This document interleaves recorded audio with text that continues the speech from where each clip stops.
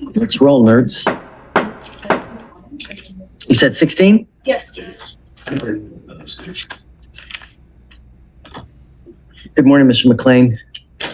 Sir, you're charged with interference with the duties of a public servant. You're facing up to 6 months in jail and/or a $2,000 fine. We're going to do probable cause. You have the right to remain silent. Anything you say can or will be used against you. You have the right to have an attorney present. If you cannot afford one, one will be appointed to you. Yes, sir. An officer initiated a traffic stop in Harris County, Texas, after observing the defendant exceed a speed limit of 45 miles per hour and make unsafe lane changes. The defendant did not have his driver's license, but told the officer his name and date of birth. While the officer was running the defendant's name, he observed the defendant exit his vehicle, and the officer told the defendant to get back inside the vehicle. And the defendant responded, "Do I have to?" The officer exited the vehicle and attempted to detain the defendant. The defendant tensed up and locked his arms. Everything is conclusory. And what has he done wrong? What? With the initial lane changes, unsafe lane changes, and the exceeding the speed limit that prompted the stop. And then at that point, he was just Stop. How exceeding speed limit? How fast was he going? I mean, I spoke to the officer this morning. He told me that he was pacing the defendant at 54 miles per hour.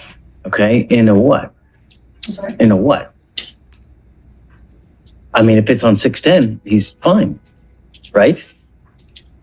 And then he's interference duties. What is he interfering with? What did he do wrong? I think it was after the stop was initiated, the officer was running the plates. The defendant stepped out of his vehicle. The officer told him to get back in the vehicle. The defendant said, "Do I have to?" The officer told me that. And that's the basis of arrest?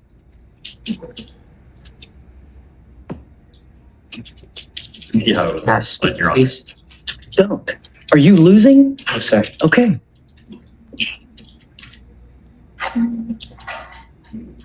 And Your Honor, furthermore, as he was attempting to detain him, he locked his arms and tensed up. So as he was attempting to detain him, following that incident of him telling him to get back in the vehicle. And it was that. That's the basis for arrest. It was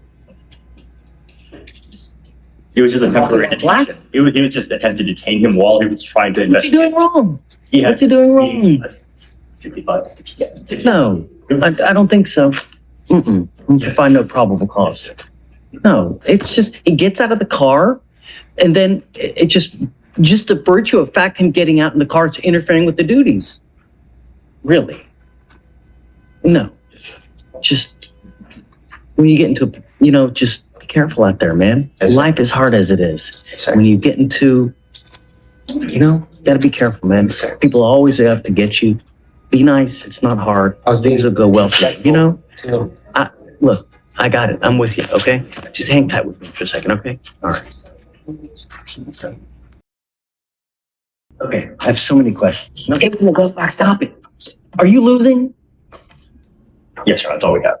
Okay, I'm gonna name you are charged with interference with the duties of a public servant. You're facing up to 6 months in jail and/or a $2,000 fine. We're going to do probable cause. You have the right to remain silent. Anything you say can or will be used against you.